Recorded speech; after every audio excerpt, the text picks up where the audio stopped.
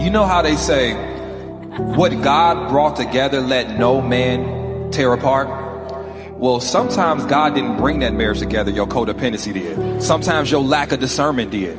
Sometimes those things that you didn't heal in your childhood did. Sometimes that person being a pretender did. Sometimes God didn't have nothing to do with it. And the sad part about in 2024 is just because you married don't mean you got a husband in spirit. Don't mean you got a wife in spirit. This is a spirit. This is a type of person that we have. But we've been taught so much marriage, that we think that that is the goal. It is the starting point. It is the starting point. And oftentimes, because we put that on a pedestal, we want the husband more than we want the spirit. And so we look for that title.